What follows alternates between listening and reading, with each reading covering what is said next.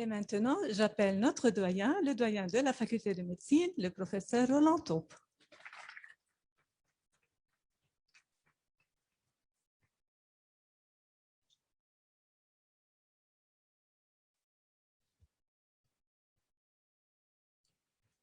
Monsieur le recteur, monsieur le vice-recteur, mes chers collègues, mes chers amis, chères étudiantes, chers étudiants. C'est un grand jour pour vous et c'est aussi un jour d'émotion pour moi. Cela fait aujourd'hui 10 ans, jour pour jour, que je préside aux destinées de la faculté de médecine sous l'autorité du recteur de l'université. J'aurai beaucoup de souvenirs, de regrets, de joie, de défis, de projets à partager avec vous, mais ce n'est pas le moment. Aujourd'hui, nous sommes là pour vous, et c'est de vous que j'aimerais parler, de votre carrière, de vos ambitions, de votre avenir. Je serai franc comme toujours, mais je m'adresserai à vous à contre-courant. Vous entendrez peut-être de ma part des choses que vous n'avez pas l'habitude d'entendre.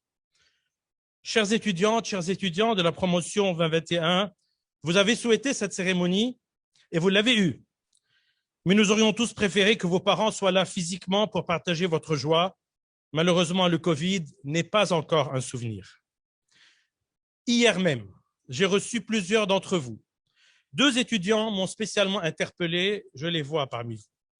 La jeune fille que j'ai vue à midi et le jeune homme que j'ai vu le soir.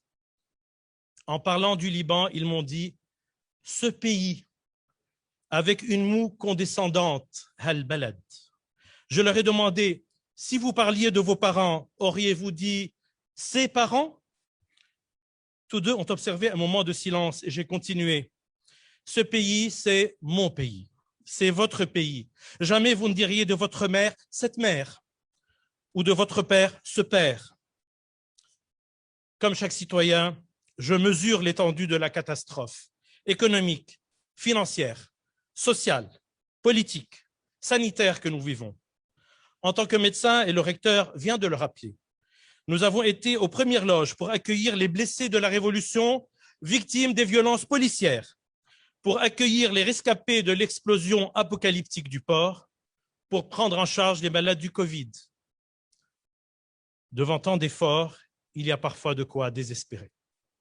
Beaucoup d'entre nous se disent chrétiens. Mais qu'est-ce que c'est être chrétien sans espérance? Nous sommes les fils de l'espérance, Abna ur-Raja, c'est du moins ce que nous répétons dans notre belle liturgie. L'espérance, ce n'est pas une attitude béate qui consiste à attendre que la tempête passe. L'espérance, c'est le moteur de la résistance. Et Dieu sait combien nous avons besoin de résister. Résister avant tout contre nous-mêmes, contre la lassitude, la reddition, la contagion des départs et des abandons. Beaucoup d'entre nous ont considéré le Liban comme un casino. Un casino, on pouvait gagner à tous les coups. Un casino, on pouvait s'enrichir même sans jouer, même en dormant. Le casino, ce casino, a fini par faire faillite, par imploser. C'est alors que beaucoup se sont mis à la recherche d'un autre casino sous d'autres cieux. Et si on changeait de perspective tous ensemble ce soir? Et si on regardait notre pays comme on regarde un parent proche, un parent malade, un parent éprouvé, un parent gangréné par la maladie? Est-ce qu'on l'abandonnerait? Est-ce qu'on abandonne si facilement ce qu'on aime et ceux qu'on aime? Kennedy disait, ne te demande pas ce que ton pays a fait pour toi, demande-toi ce que tu as fait pour ton pays. Qu'avons-nous fait pour notre pays? Nous l'avons exploité comme un casino. Nous avons élu et réélu les mêmes mafieux corrompus. Nous avons abdiqué notre souveraineté, notre décision nationale, notre sens de la justice et de la solidarité. Nous nous sommes couchés devant les tyrans, ceux-là même qui ont défiguré notre pays, qui ont braqué notre argent et désespéré notre jeunesse. Après tant de lâcheté, nous tentons la lâcheté suprême. Le recteur vient d'en parler. Nous tentons la lâcheté suprême, fuir ce pays, Hal-Balad, comme disent certains, fuir cette situation, fuir ses dirigeants. Mais le Liban n'appartient pas à ses dirigeants.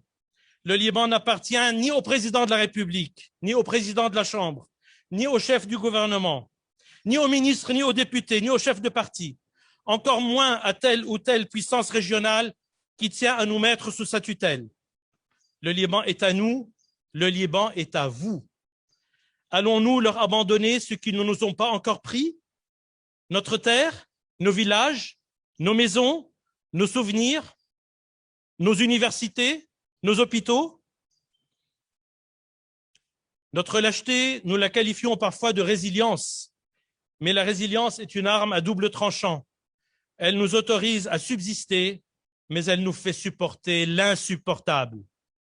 Arrêtons de nous coucher.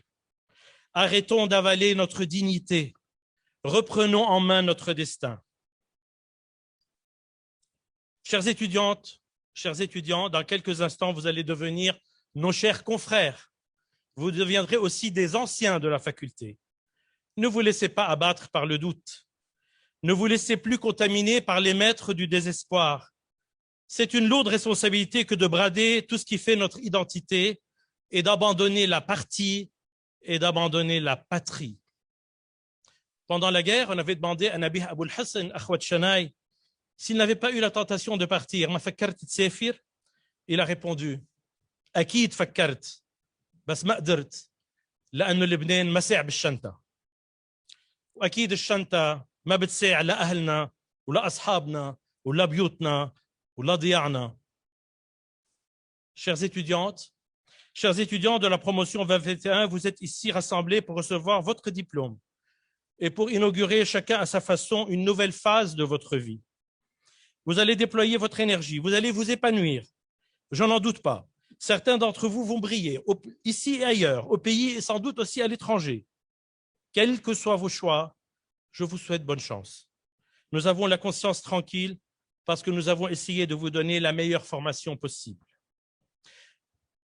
Avec vous, ces dernières années, nous avons réussi plusieurs exploits. J'en citerai quelques exemples. Malgré le Covid et la légitime frayeur de la pandémie, nous n'avons à aucun moment diminué nos exigences. Nous avons réussi, sans doute les seuls au Liban, tous nos examens en présentiel. Savez-vous pourquoi nous l'avons fait? Pour qu'on ne dise jamais que nos diplômes ont été bradés. Ni autrefois pendant la guerre, ni récemment durant la pandémie, notre vigilance n'a été prise en défaut et nous avons continué à viser l'excellence. Un autre exemple, pendant ou à cause de la pandémie, notre activité de recherche n'a pas faibli.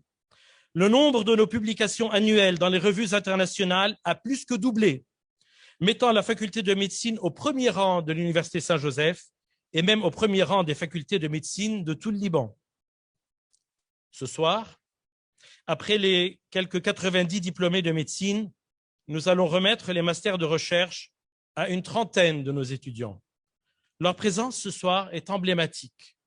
Elle témoigne du fait que nous sommes la seule faculté de médecine au Liban à offrir un double cursus MD-PhD.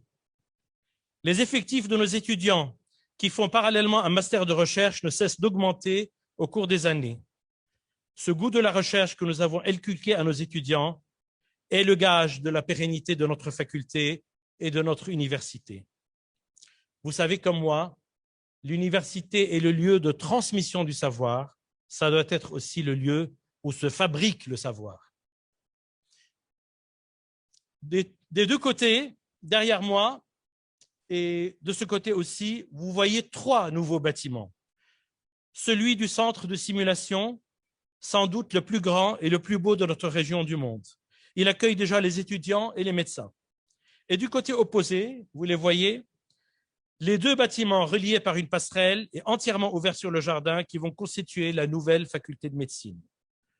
Tout cela pour vous montrer, par l'action et non pas par la seule parole, que nous ne baissons pas les bras. La faculté de médecine, l'Hôtel Dieu de France, l'Université Saint-Joseph ne luttent pas seulement pour leur survie, ils se développent sans cesse au service de notre société et de notre pays, de notre pauvre pays. Lors de son dernier déplacement au Liban, le président français a cité une chanson de Fayrouz. Il a conclu son discours en disant « Bhabbak ya Libnan ». Comme nous aurions aimé entendre ces mots de la bouche de nos propres dirigeants, comme nous aurions aimé qu'ils aiment le Liban autant que nous l'aimons, comme j'aurais aimé que nous aimions le Liban nous-mêmes autant que nos ancêtres. Cette chanson de Fayrouz est celle d'un amour inconditionnel. Elle date de 1976, mais elle résonne encore mieux aujourd'hui. Je ne sais pas si vous en connaissez toutes les paroles. Elle continue ainsi. عندك بدي ابقى ويغيب الغياب اتعذب واشقى ويا محلى العذاب. وإذا أنت بتتركني يا أغلى الأحباب الدنيا بترجع كذبة وتلج الأرض تراب. كيف ما كنت بحبك بعزك بحبك بفقرك بحبك بجنونك بحبك بحبك يا لبنان يا وطني. Vive la promotion 2021, vive la faculté de médecine, vive l'université Saint-Joseph et vive le Liban.